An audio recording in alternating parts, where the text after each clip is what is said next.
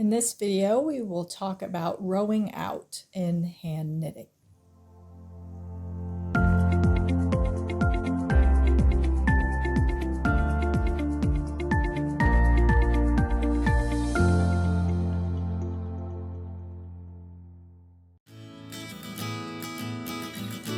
Rowing out is very similar to guttering, but it only happens at the edges.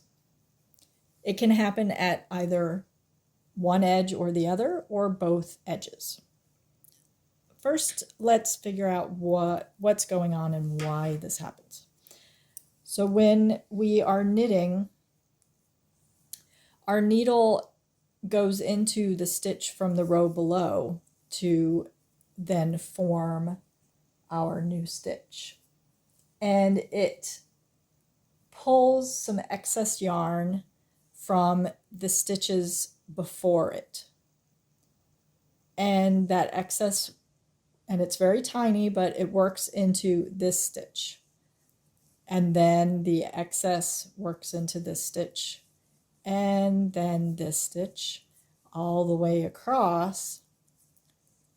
But this stitch isn't attached to anything above it. It's attached only to the stitches that precede it. So as the excess gets worked across the row, when it comes to the last few stitches, that excess has nowhere to go but into those stitches. And this is the same issue that can cause that last bind off stitch to be a little bit loose. So all of that excess from the whole row before got gradually pulled over and over until it is in these last few stitches here.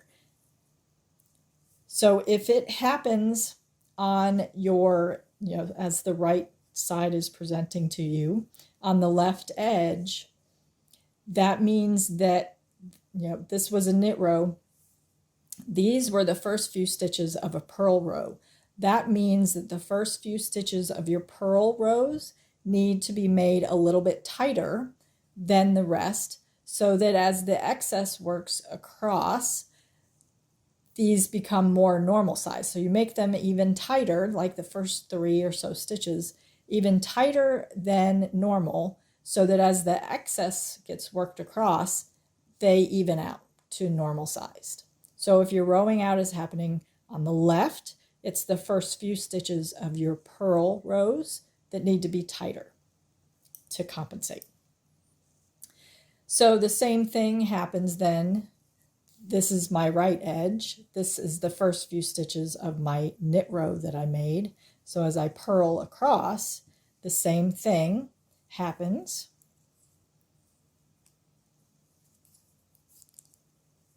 The needle gets inserted into the stitch from the row below.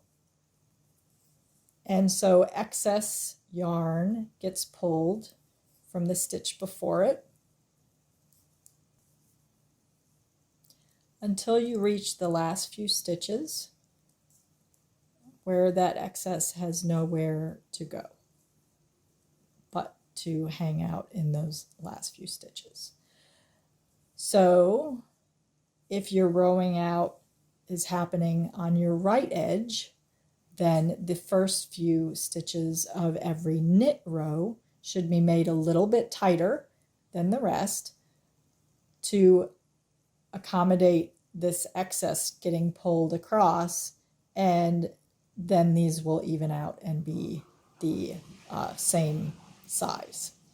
Another option, so instead of just tightening up those first few stitches with extra tension, you can, especially the first few purl stitches, you can wrap the yarn the opposite direction.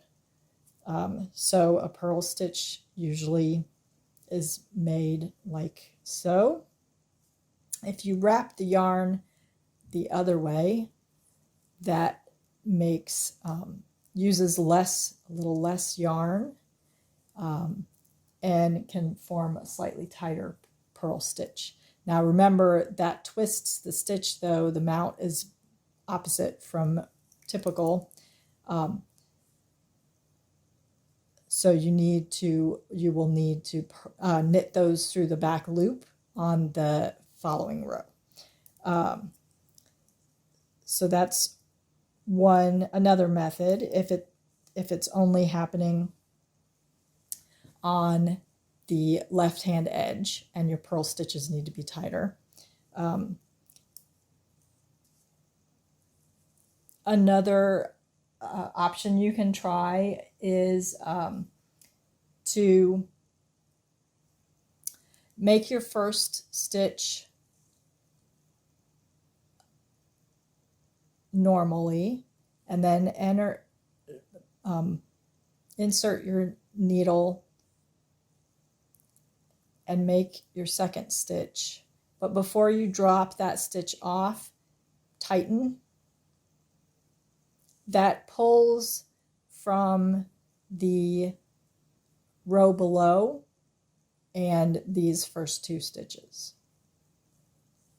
And then you can do the same at the third one, pull a little bit, and that will tighten those first few stitches up.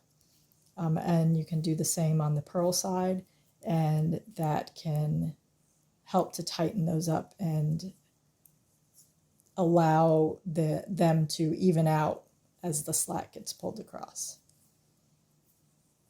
So those are some methods to try to alleviate the problem of rowing